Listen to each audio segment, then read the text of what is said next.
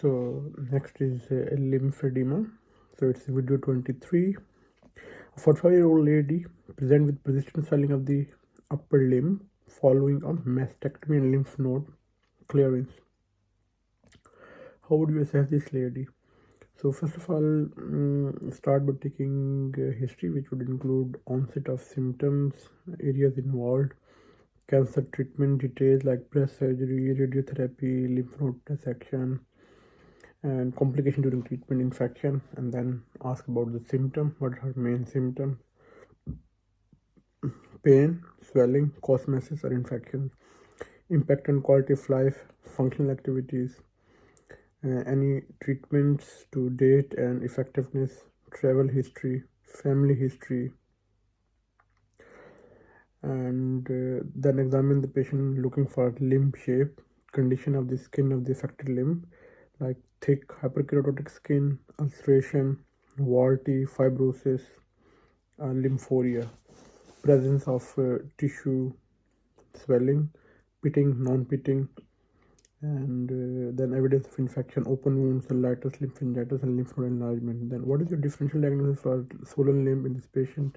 Number 1, lymphedema, acute deep vein thrombosis, post-thrombotic limb, chronic venous insufficiency, mixed edema. How can you measure the limb swelling? So measure the limb circumference from a standard anatomical point. If it's more than 2 centimeters, clinical significance. And pyrometry use infrared light to record and measure the limb volume.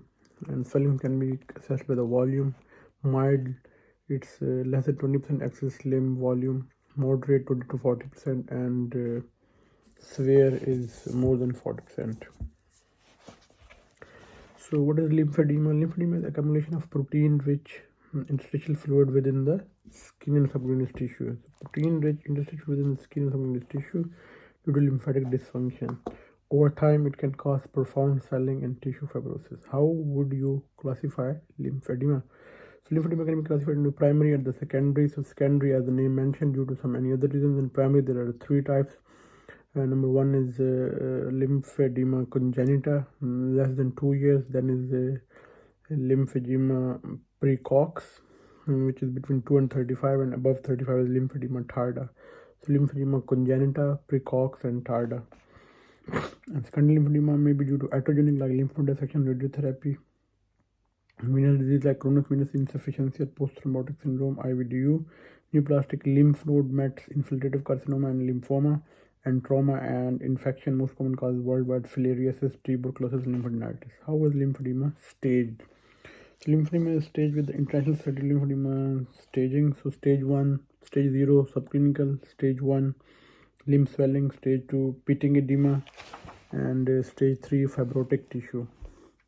What investigation can be used to help the diagnose the lymphedema? So it's contrast lymphangiography, indirect lymphangiography, lymphoscintigraphy, indocyanine green lymphography, and MRI. What are the treatment options for the upper or lower limb treatment?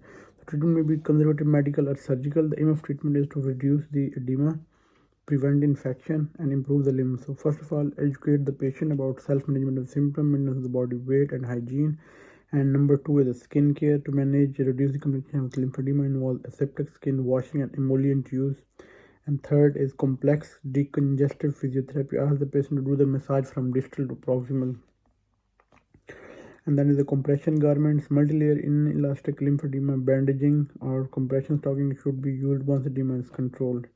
Medical treatment focuses on the efficient treatment of episodes of ulceration, infection, and cellulitis. What would be indications for surgery in lymphedema?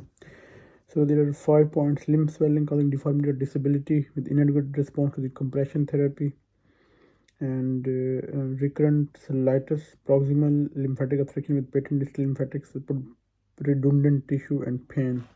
What are the surgical options? There are some tissue reduction, old conventional surgical options, but they are not there historical now. Nowadays they do the lipectomy or liposuction, and physiological techniques aim to restore the lymphatic drainage of the limb, most often using the microsurgical techniques.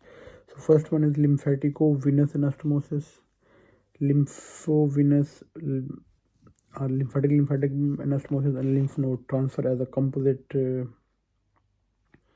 Screening in which lymph nodes are harvested and blocked for a healthy nodal patient to the site of obstruction as a microsurgical procedure.